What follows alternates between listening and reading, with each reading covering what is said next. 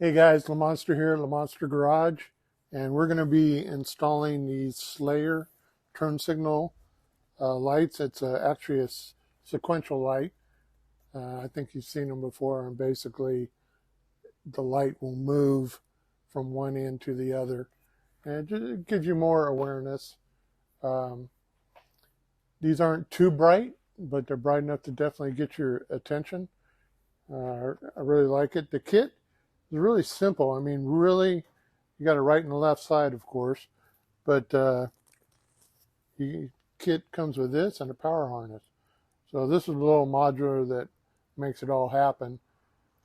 It's all plug and play, as you can see, and I'll kind of show you how this goes. So this is your front fender light, just like that over there. Right there, you got a connector. So this guy plugs in like so. So that's going to go into your light like so. This plugs back into your harness.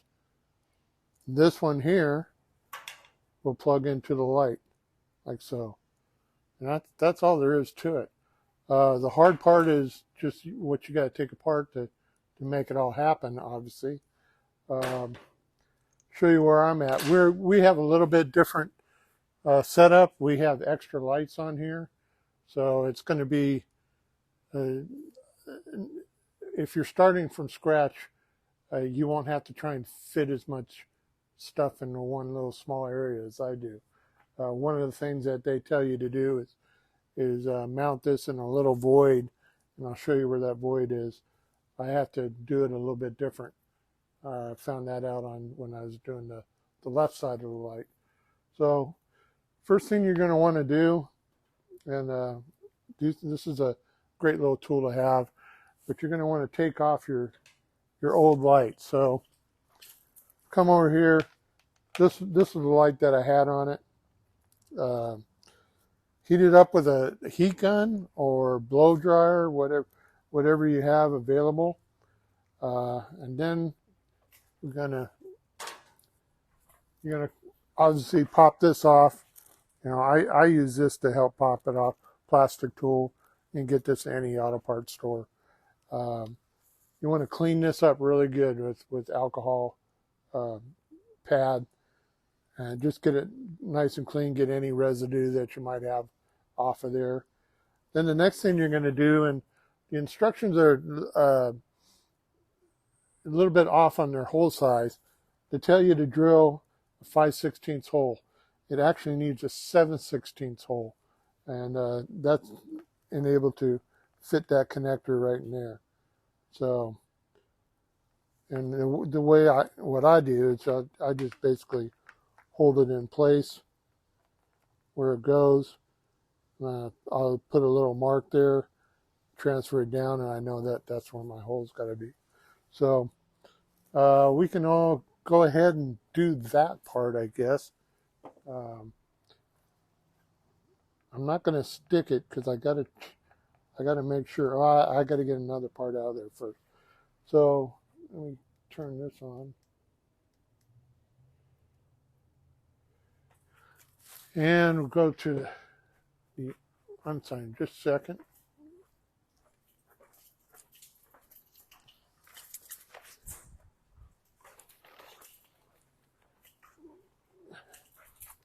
Knee pad here. So basically what they are telling you to do is there's 4 bolts that hold this bracket. There's 2 here, and then there's 2 on the other side. They tell you to remove those bolts, and then you can rock the fender over there and work on everything. That's fine. But I've had bad luck with these bolts. They're Loctited in, and it's a good chance that they're going to snap off. Well, I've had some snap off, so I stay away from removing the fender brackets as much as possible. So the other way you do it, basically, you got some bolts under here. See if we can shoot these. You have little screws here, one here, another one here, and then at the fender mounts, you got some here, and this one here, and that's what I do to take the fender loose. So I'm gonna go ahead and pop those off real quick.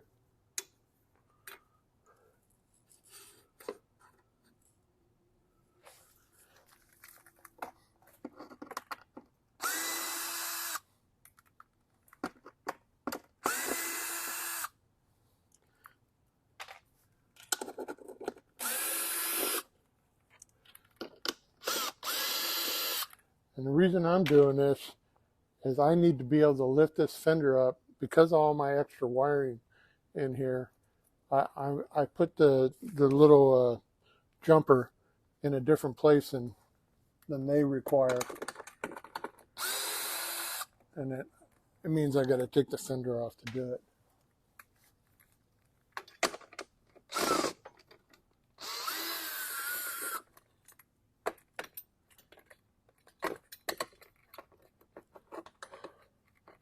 Where's that bugger?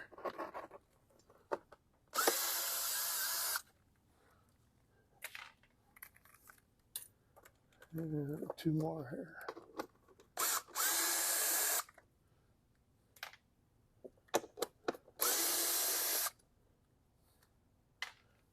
Okay, and then I got one. This one holds the big cover that gives you access to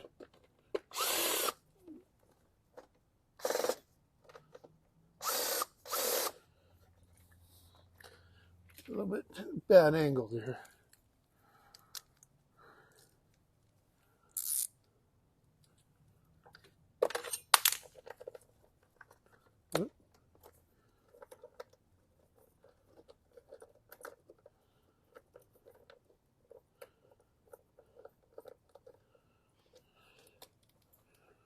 All right.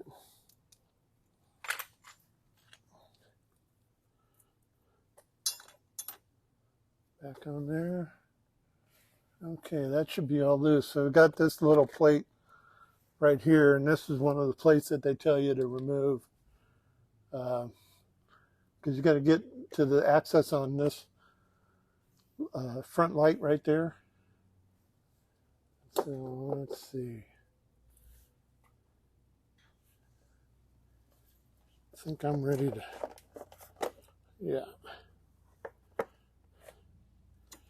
All right. So basically now what we're wanting to do, obviously we're going to pull this pin out.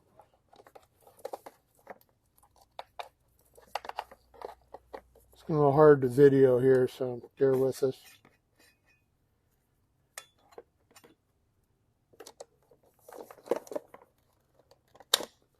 Okay, that one's out. Now the fender's basically free. Obviously put a rag down. So what I'm going to do next is I'm going to just make sure everything works.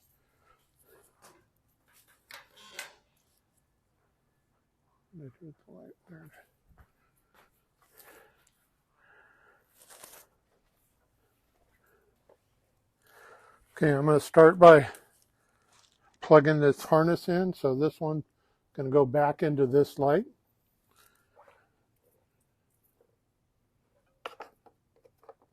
Like so.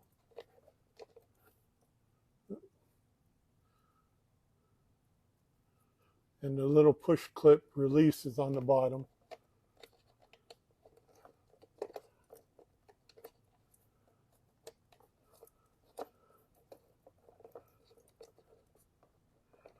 Okay.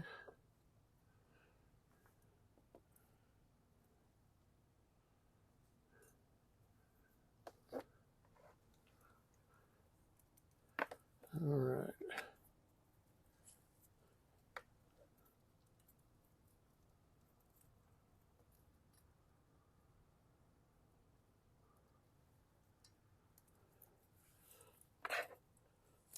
Got a zip tie here. As you see, we got quite a bit more going on here.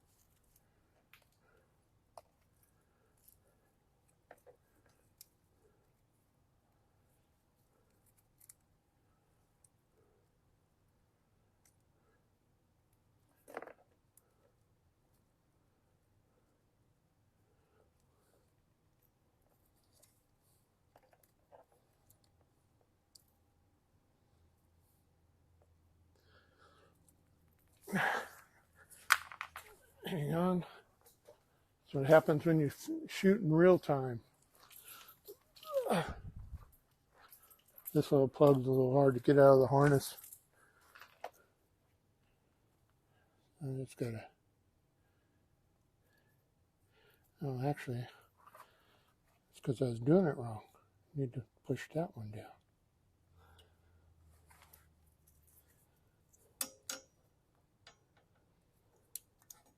There, that comes out easy now. All right. So let's see. I got that.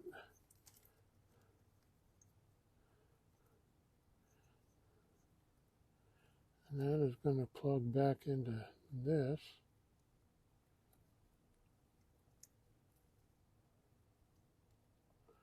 So as you can see, this plugging into the standard harness.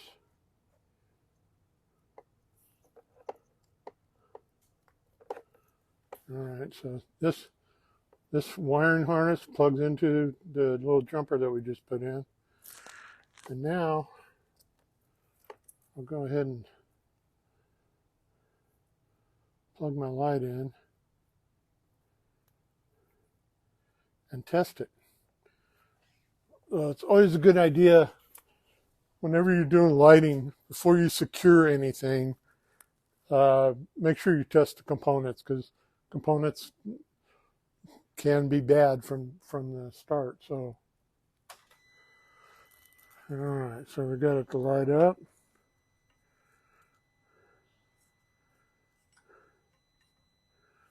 And let's see if it does a sequential.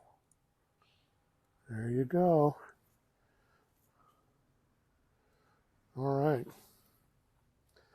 And come on the other side.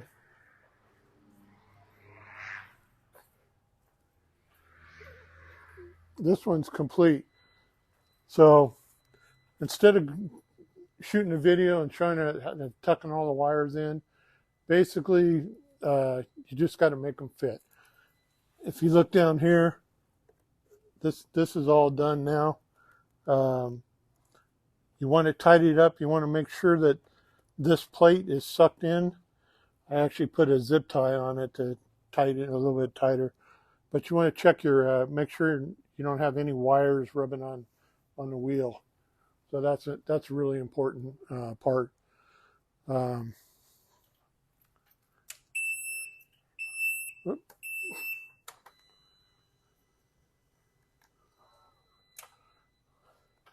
All right, so it's a cool effect. Definitely catches your eye.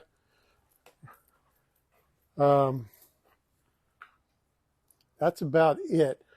Like I say, I'm not going to show you what it takes to tidy it up, but that's the wiring of it. Real simple, plug and play, and really you can go by the directions. There's, like I say, the only thing that I saw for sure that is not right is the 5/16 hole they tell you to drill.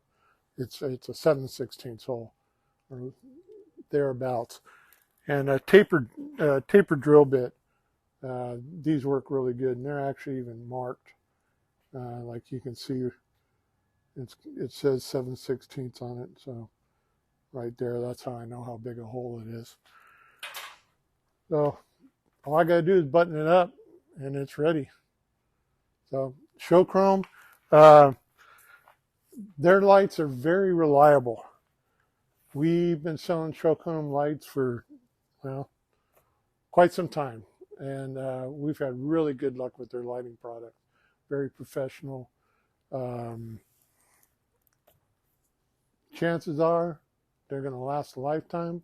Can't say that for sure, but evident of the other stuff that we've gotten from them, it's really been a good, reliable product. And you can get it from Showchrome direct, or we prefer that you get it from Lamonster Garage. Just go to lamonstergarage.com and we'll get you hooked up. Thanks.